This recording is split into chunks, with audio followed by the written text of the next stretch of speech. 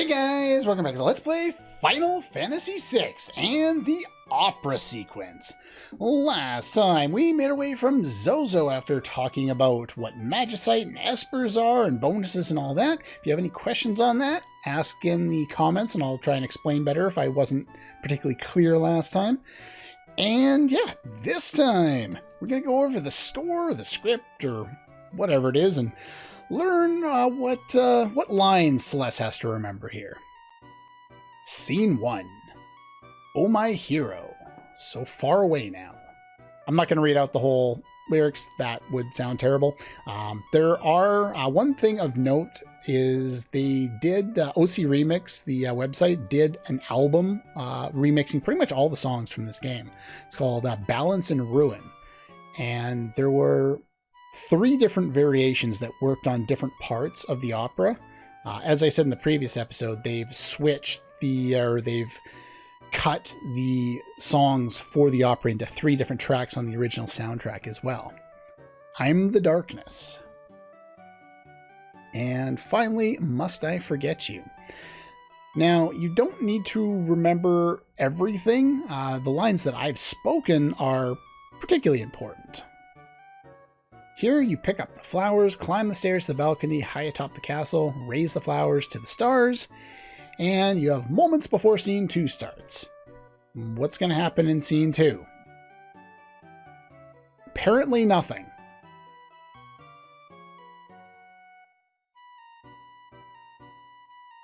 Well, we're all checked up on the script. Let's go not be too loud and talk too much, and let's enjoy the awesome music.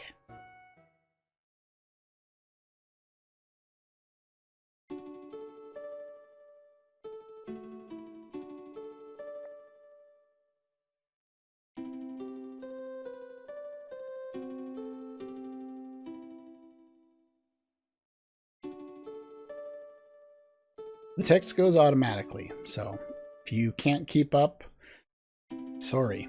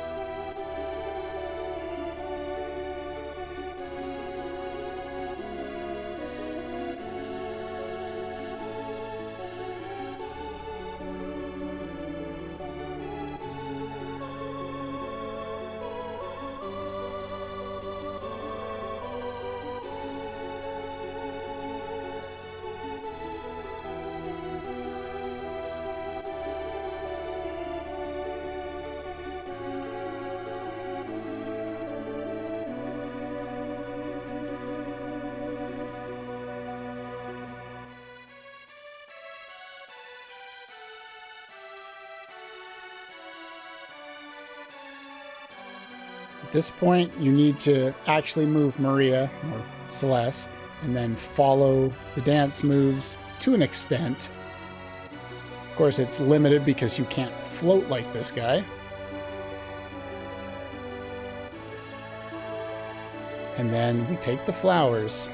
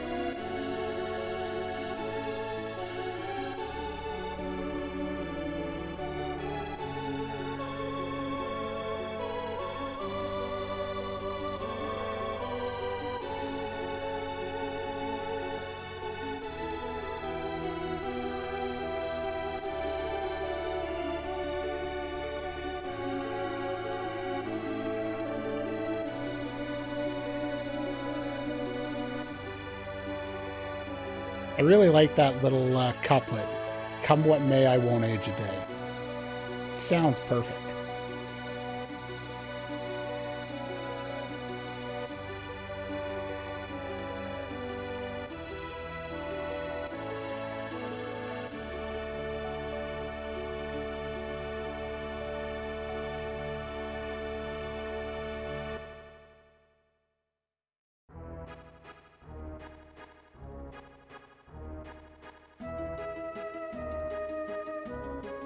The interesting part about the whole sequence is if you enter the wrong information or you take too long to make your choice with the dialogue selection, you will be kicked out of the opera and you'll have to beg and plead for a chance to do it again.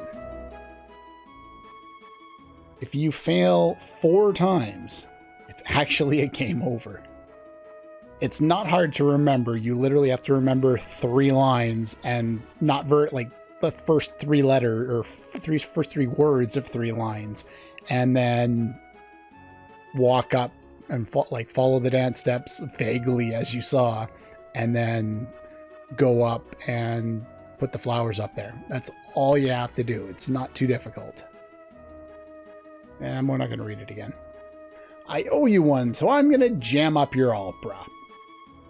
Thanks, Ultros. Uh-oh. That's it? That's your only response? It's Ultros! You don't have a better response than that? Look! Another interesting aspect, and we got to see this earlier on, also the volume dropped substantially in the lobby. Very nice touch. I like that. But we heard this when we recruited Celeste for the first time and got to name her. Her theme is a variation on the opera sequence. And not only does that work really well for her character considering what happens here, but it's just a beautiful song. Being able to hear it more often is nice. No one says anything different. What? I like how they work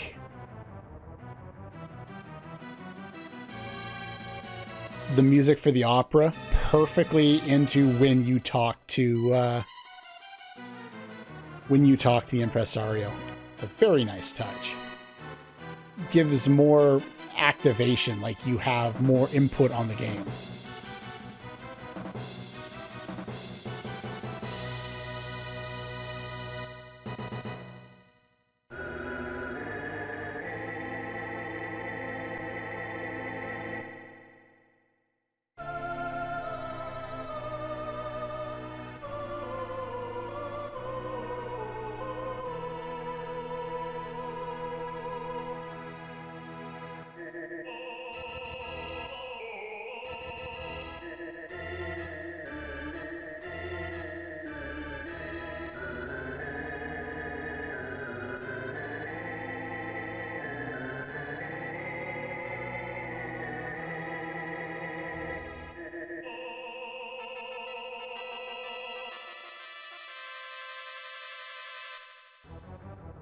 And with the duel engaged.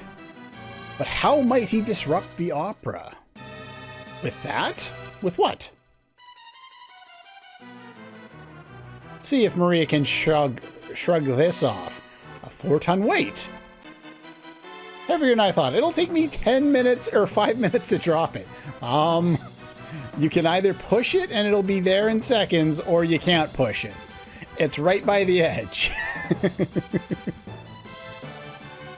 Haven't a second to lose. Talk to the man in the room on the far right. He'll help you up there. All right, so we want to go up here. We are timed on this. Please, video game. Do not make me go into weird sections of the area here. So we go up here. Stop. Talk to this guy. Says, press the switch on the right. I'll show what the other ones do in the other sequence when we go about this. This is helpful here. The pressing that switch will allow us to go over here, even though I don't think anyone mentions it. Your line is the same as before. But yeah, what that does is it actually unlocks either this door or one of the doors around here so that you can actually go up here. Now, every time you approach one of these things, you end up fighting some rats. Alright, so tools here. We'll show off Flash. Flash is something we haven't had a chance to look at yet. Basically, solar flare. Are you not dead yet? Really? Some of the rat... I believe all the rats absorb poison? I bumped the mic. So the vermin are weak to ice. The sewer rats are weak to fire. They both absorb or use poison. One or the other. I didn't even see the rat I ran into there. Now, there is an interesting aspect to this whole sequence. And yeah, if you don't kill the main dude, then he'll revive other ones on his turn, which is kind of weird. So yeah, the lighter colored ones, if you don't kill them and they're the only one left, they'll just summon more reinforcements. Now, the rats, if you leave a group of them alive, they will be around in the second half of the game to avoid spoilers. Yeah, you gotta get your commands in pretty early so that they don't summon glitter reinforcements. But yeah, if you leave the rats here, I believe this was only in version 1.0 of the original game and not in all versions of it. Then what will happen is you'll be able to encounter the rats in that second half of the game and die to them, which would be the same as screwing up in the opera sequence, and they'll kick you out to the outside of the opera. But it's not a game over, and they kick you out in the first half of the game, not the second half of the game, and it completely breaks everything. Completely glitches everything out. And if I remember, I don't think you can actually finish the game at that point. Anyway, rats. Yeah, we get it, rats. What? Bye-bye.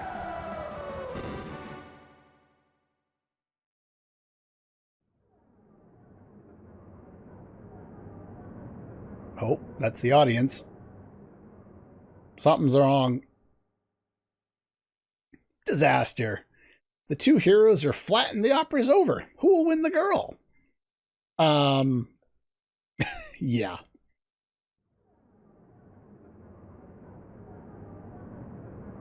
Oh, crowd's not happy.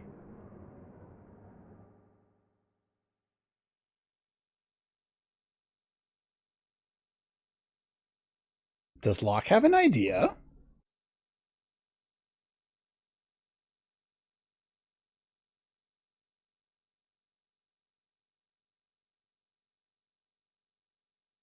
Now, here's an interesting aspect. We're not doing the, like, it's not timed anymore. This is all just dialogue. Locke, the premier adventurer, will save her, or if you look at the Game Boy Advance, will take her as his wife. Interesting. Awful acting. Well, it is what it is. You are in the presence of octopus royalty. A low-born thug like you could never defeat me. Now, this is a great line, and pretty much anything Ultra says is basically gold. But from the information that I was looking up, this isn't in the script at all. And it's actually backwards from what the original Japanese was trying to get across. Apparently, Ultros is just an octopus, like just a lowly octopus, not octopus royalty. And his reasoning for why we should be silent is because at least he is an octopus and not, one of these, bipedal freak shows over here. That's the impression that the original script went for. The translation of the Super Nintendo version obviously has caught on and been used in all other versions of the game, including the fan translation, because it's such an iconic line. So it works out really well, even if it's completely different from what they were originally going for. All right, we have Ultros. Ultros is very interesting. He actually has multiple lines of dialogue in this fight. He has multiple locations that he will show up in, and, well, it's a really weird fight. He actually has less HP now than he does in the first time we fight him. He's only got 2,550 HP this time.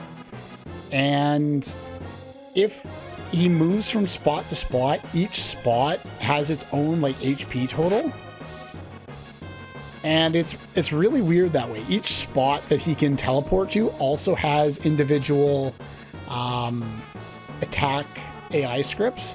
And each time he goes to a different spot, he will also say like a different line. So let's just attack him a little bit and see what he does. See, he's disappeared. Now he's in a different spot. Each time he does that, and we can't find this out because scan is disabled for this fight, but he actually restores all of his HP. So I said he has 2,550 HP. So that's 1,000 total. Garden Variety Octopus, even though that's exactly what he was. He also uses Imp Song, which turns our characters into imps. So let's use green cherries to... Did you just use it on yourself? Because you did.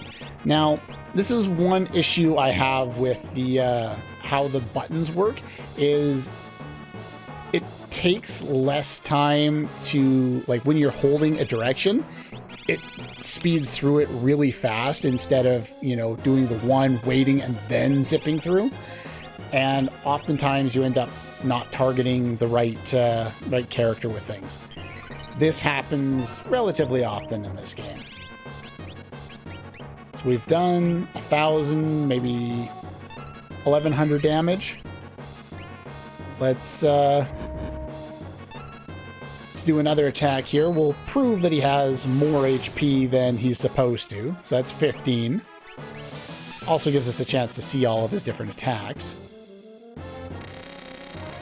And that's 2,000.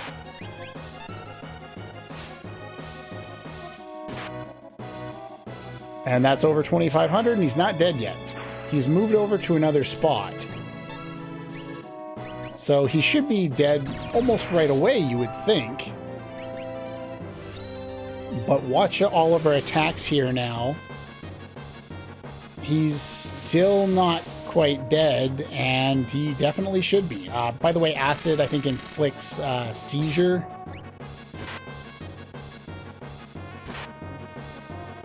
Which isn't really a big deal. I'm not worried about this fight. I'm going to show a way of cheesing this fight when we fight it again. So Sabin's going to die. I don't really care because this guy should be pretty well dead, I think, on this round. What an unlucky day. Adios. But yeah, the entire fight doesn't need to go the way it does.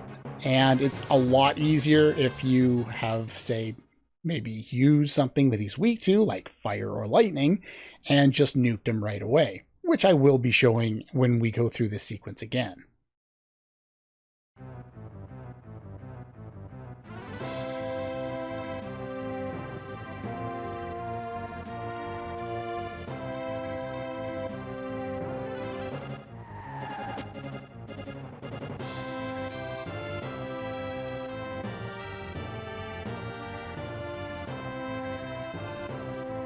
I like in the Super Nintendo translation how they've given him kind of like he's calling him Music Man instead of using his name. Gives him what seems like less respect for the other guy, and kind of builds him up more like a Saturday morning cartoon villain. That's him? What a reversal! Thinking she's Locke's new Queen, Maria's instead nabbed by Setzer. What fate lies in store for her? Stay tuned for part 2. Okay. You don't need to jump up and down like that, bud.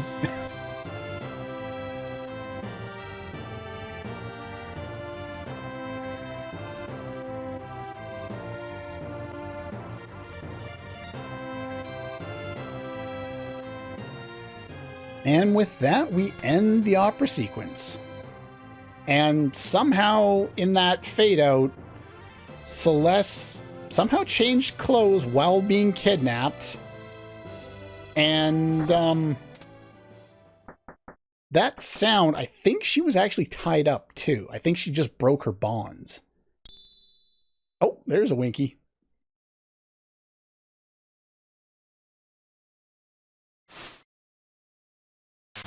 Oh, well, I guess this is all part of the plan. Even though it seems kind of weird that to get kidnapped would be part of the plan. But, well, it worked in Final Fantasy VIII, so why not here? You're a great fake actress. Yeah, you see the different aspects of it. And here's one thing that I'll talk about now that we would have never understood in the West if we didn't have a proper understanding of the Japanese language. Apparently, when Celeste talks when we first meet her, and basically up until the opera performance, she speaks in a very curt, straight to the point, no nonsense kind of way. And we get lines about her not being a love-starved twit and not being an opera floozy. And then during the performance here, and then even afterward, she starts speaking in a way that is traditionally more feminine. In like the Japanese language has a number of aspects to it that are more like basically kind of like if you learned other languages like Spanish or French, there's feminine verbs and feminine like suffixes and stuff like that for certain words, and masculine ones as well. Well, as Celeste grows as a character and comes to terms with the fact that she's more than just the general that she used to be, and that she can, be both a general or a strong character as well as be feminine, she starts to use more feminine language in addition. And that apparently, from the little bit I've gotten into so far, does continue over the course of the game. And unfortunately, this is a little tidbit to her character that we would never get in the West if we didn't go out of our way to look it up and someone hadn't gone out of the way to talk about it in a translation that they looked over, someone else having known both languages. So it's a really cool aspect to a character that we missed out on. Time for Act 2. Yep. Now, interestingly enough, if you look at the fan translation, we may have future acting in front of an audience. Maybe we should make a part 2. Yeah, they kind of oops the translation there. They're talking about part 2, at least as far as I understand it, in terms of, okay, we got on board. Now we got to get the airship or get control of it. Anyway, where's that other guy?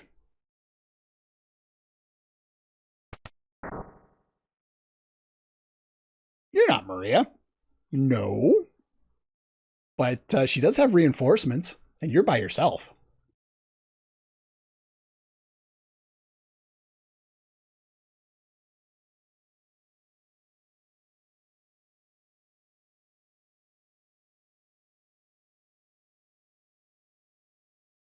We were told your ship is the finest vessel in the world, and that you are the world's most notorious gambler. Interestingly enough here, I was looking this up for some of the other lines in the scene. If you bring Cyan, his dialogue's not particularly interesting. Everything he says over this sequence is all about, okay, I'm from Doma. I was, all these bad things happened to me. Please help. That's basically all his dialogue boils down to. It's not particularly interesting. But if you bring Sabin, but not Edgar, Sabin will basically say the same line. It says, my brother's the king of Figaro. If you cooperate, there'll be a reward. So that's why he has no line of dialogue here, because it would have been redundant for him to say it since Edgar is also here.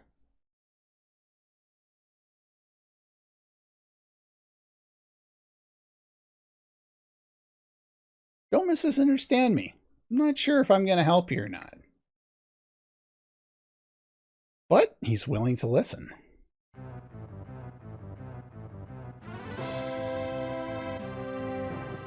We got the whole party back. I don't think I have to do this, but I am going to wear... There's the Phoenix down. Revive you. But yeah, this is his ship. As you can see, it's full of gambling stuff all over the place. Pretty cool looking ship. Now, this scene here is the reason why I brought Sabin and Edgar along, because it advances their story.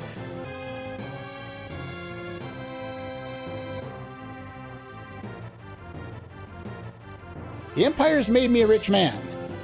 Wrong. They screwed up the translation here. Business has been awfully slow lately thanks to the Empire. Now, apparently that's supposed to be the real proper translation, and somehow it got mixed up somewhere along the line in both the fan translation and the SNES version. But it makes a lot more sense doing it, as far as the Game Boy Advance goes. Because here it's like, okay, the Empire's made me rich, so why would I help you? But it kind of goes against the whole process of us trying to recruit his favor. Stop thinking of yourself. You're not, see here, they've continued that idea. You're not the only one suffering. The Empire has been toppling towns and villages left and right.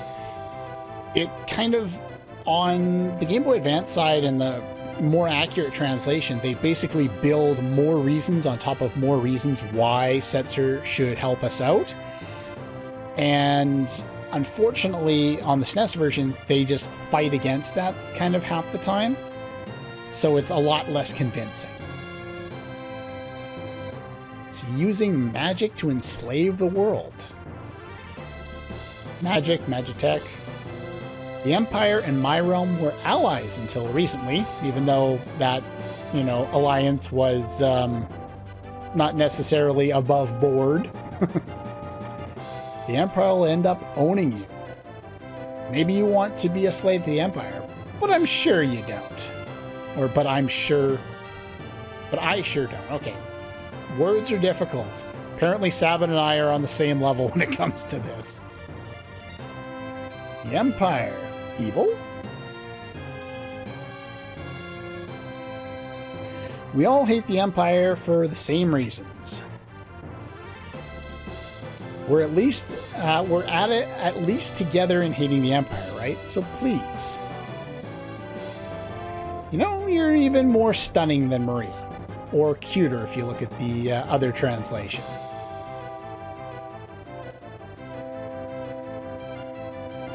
Enough. If Celeste becomes my wife, I'll help. Otherwise...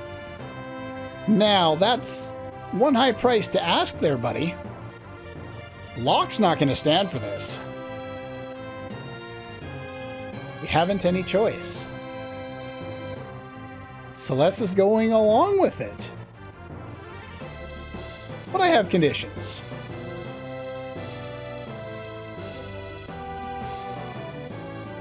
We'll decide with a coin toss. If it's heads, you'll help us. If it's tails, I'll go with you.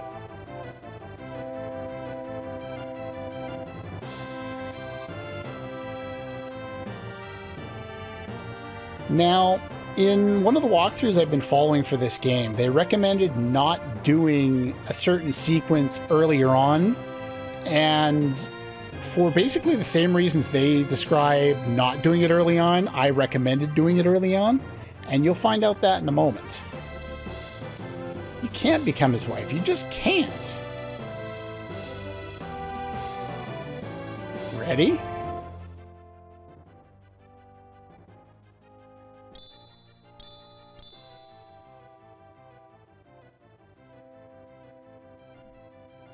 I win. Now honor your part of the bargain. Unusual. A coin with identical sides. That coin. Brother, don't tell me. If you remember the cutscene, the one I was gushing about, the flashback, if you brought Edgar and Sabin back to Figaro, they decided who was going to inherit the castle and who got to be free with a coin flip. This is why it is so important to bring both of the brothers here to get that extra little bit. Sabin realizes what's happened. Without that, he never realizes it. And the interesting thing is, this sequence plays out very similarly if you don't bring Edgar. Somehow, Celeste just has a double-sided coin. It doesn't make any sense. If you bring Edgar, it makes perfect sense, and it adds so much to the backgrounds of these characters. That's why I absolutely had to show bringing everyone, because it makes so much sense. I think you've been hustled, Mr. Gambler. That's part of the game now, isn't it? How low can you get? I love it. All right, I'm in. Nothing to lose but my life. Haven't felt this excited in years. My life is a chip in your pile. Ante up.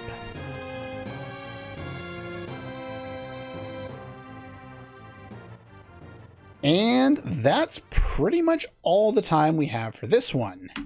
Next time, we are going to cut back, and I'm going to, as I said, I'm going to show you, if you want to, you can go back to the Veld now and get some more rages for Gaw. This is completely unnecessary. You don't have to do this. You can get by using Marshall for the rest of the game, and I pretty much will, but I want to have more opportunities to show off different things with Gaw, because he just doesn't get as much praise from other people as I think he deserves. He's a really strong character, and he has so many abilities and changes the way you can play the game if you want to go through the time and the effort to build him up. So there's that. I'm also going to talk about like going back to Narsh. We're gonna, redo our party when we're back there, and then we'll go back through the sequence here in the opera, go over all the translations, and then we'll finally move on. One other thing here. Let's rewind here a little bit. I'm going to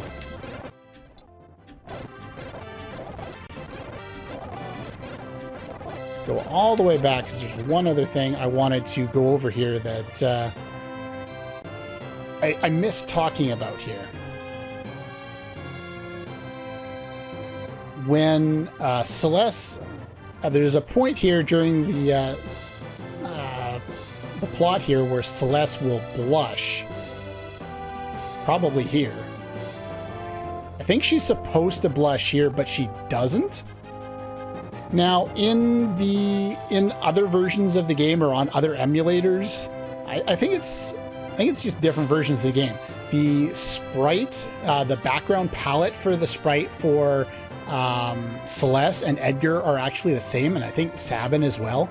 So when Celeste is supposed to blush here, the other ones are supposed to blush as well. The Edgar and Sabin are supposed to blush as well. There's actually a line somewhere about, I can't remember if it's even in this game or if it's in another game referencing back to this game. But yeah, unfortunately we don't get the blushing sequence anymore. I'm not sure why. Maybe it has something to do with the mod here with Wonderbar, because I'm pretty sure I saw it before. But anyway, they're supposed to be blushing.